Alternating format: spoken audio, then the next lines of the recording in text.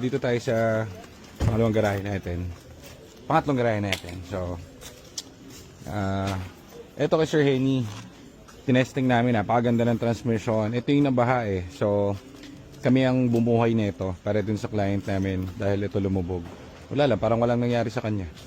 Okay na Sir Henny, kaso dinala na namin dito kasi dito kami magpo-pull down ng tranny nito. Eh, to be safe daw, nagre-request siya mayari, pwede raw ipa-pull down para linisin yung tranny. Sige, go. Kahit na okay naman. Para daw may peace of mind siya. So, ito yung mga echo natin. Ibababa na yung mga tranny nito mga to. Yan. So, ready na yan for transplant. Gawa muna tayo ng shift doon, ng makeshift na bubong panandalian para makagawa. Ito na yung mga bubong natin. Nakabili na tayo. Umutang muna ako sa kapatid ko para makabili kami ng bubong na ganito. So, thank you sa kapatid ko. So, yan mga units natin. Dito tayo mag-o-opera ngayon para dun sa mga for sale natin na unit. Tapos, ito, antayin natin yung graba kasi parating na, tatambakan na to. Ayos ka ba dyan, John? Ganda ng pormahan natin ngayon para kang ano Wala, init eh. Construction worker muna tayo. Maganda bigayan sa construction worker dito, John Ha?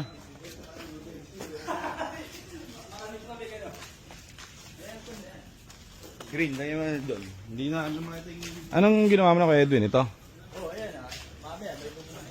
Dito? Pero ito, hanggang doon Okay, okay. Kasi magkano pa ako dyan, mag-sinsin. Magkano yung bakal ko, kaya? Ha? Maglalagay ng kotse pa dito? Oo, lalagay na grabe dyan. Hindi tayo pwede magkano butas eh. Hindi nga. Ay, firewall ng... Oo. Firewall nila hindi pwede. Ganas ko na yung ganyan. Para wala tayong mastorbong kapitbahay. Ito, mag-post din naman ko ako. Oo, walang problema. Kung anong... Kaya di ko natin ibagyan. Ito, huwag mo patayin yung puno bawasan lang natin. Oo. Ano mangga? Ah, Ano yan? Red bucket eh. red balete? Naku, maraming ano dyan. Nagbabonsay ako ng ganyan. Nagbo-bonsai ka. Daming talent kay Edwin. Mga talentado pala. Oo, manyakis na dahil pagtalent. Sa talentado. Ito pa isang mangyari sa talentado. Si Aljon parang mag-aagaw ng bahay. Parang ano?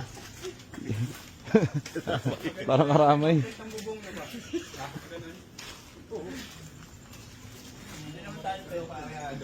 Eh problema, hindi naman ito yung pinapabubong ko sa inyo yun dun eh.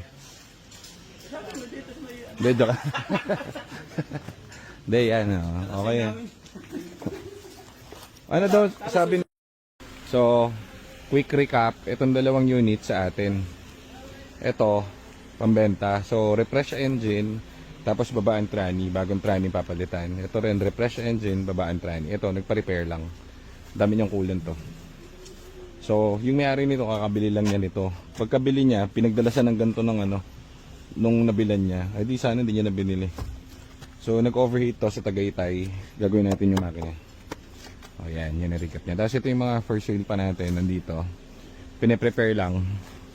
Ayan, kuhanin natin. Dadali natin sa kabila. Ano daw sabi nung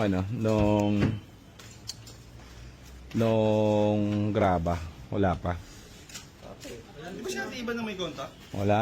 Hindi, punta natin mamaya yung nandito, yung panambak dyan kapitbahay. Halika, kausapin na natin dyan. Nagbabakusan na doon, nandun yung secure. Ay hindi, ikutan nyo na yan Kumuha kotse. Ay, lakarin nyo na lang. Malakad lang. Kausapin mo na kayo din para makausap, para ipero pag iwan kong pera. Sabi mo, boss, may panamba ka ba dyan? Ano namin? Baka makapuslit sila kasi isang dump truck lang. Magbablog ako, ito nga mga words mo, puslit. Hindi, ano tayo? Doon Babayaran. Babayaran nyo. Hindi kasi illegal Pangit ng dating mo, puslit eh. Parang ano eh. Ado illegal eh.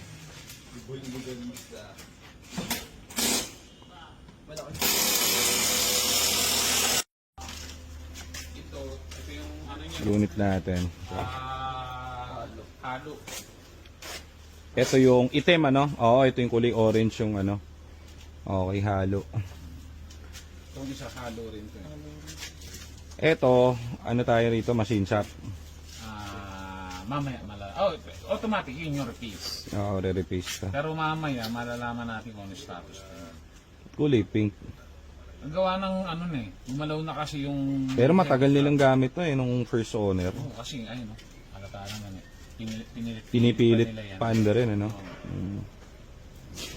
Okay. Tapos, ito naman yung... Ito, hindi sa atin to. Ito, pa-repair lang to. Alin ang pa-repair? Ito. Pina-repair ito, galing ano to, Tagaytay. Kabibili niya lang nito eh, parang 1 linggo pa lang. Binili niya to, pagkabili, sabi raw nung nabilan niya, pagkabayad niya, boss, magdala ka ng 2 litro ng tubig. Hindi nag-overheat. Oh. Nagkaganyan. Yun nga sabi, pinagdala ka na pala ng tubig eh. Overheat. At tinesting niya sa Tagaytay. Doon tinowing to Tagaytay, papunta rito. Okay. Halo na to. Mamaya, nakikita mo siya dyan pag-ibigay ka. Sige. Okay, goods. Basta yon, dalawa sa atin. Ito. Ito lang client. Oo, yung clear. Saka yung sa baba. Eh, yun naman nakahimay na, di ba? Himay na.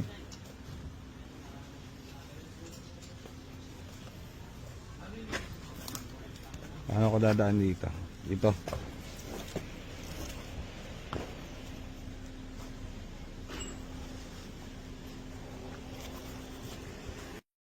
So, ito yung mga pe-prepare natin kasi mga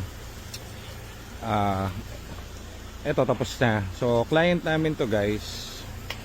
Ito yung nagpa-repair no, si sir. Ano to guys, 7 months ago nakabili sa amin.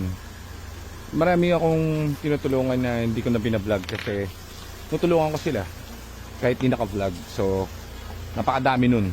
So, ito kay sir, si Sir Ronald. After 7 months, hindi niya kasi ginagamit eh. So, nagkaroon ng stock yung shifting nito. Ginawa namin. Sagot ko. Kasi, napakalupit na follower natin yan. So, yan. Tapos na yung unit niya, kukuhanin na lang niya. Very good at walang issue. Actually, nung nagkaroon naman siya ng issue, hindi naman siya malala. Ano lang, medyo may kaldog lang siya kasi hindi nga siya nagagamit. Lagi daw nila nasa garahe lang kasi masikip daw yung parking nila. Anyhow, sabi ko, sir, gagawin ko. Ako na bahala. Pero, gagamitin mo. 'Di ba? Kasi pag yan, hindi mo ginagamit, uy, nanggigigil. Okay na yan.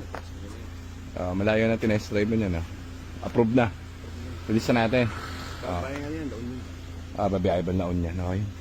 So, dito na to. Pending na natin to kasi kukuhanin yan sa Sabado yata. Eto na. Eto sold na to, di ba? For release na today. Dadali na namin to sa tapos ng harabasin to rito. So, pasado na sa quality control to. Car wash na malupit to. Batindihan, pandiinan. Then, release natin mamaya. So, thank you sa bumili nito. Napakainam at meron ka pang manual. Hayo. Lupit. Dito na ako. Tara. Let's go. Nagpawisan ako malala. Mark, ikaw na sa panambak.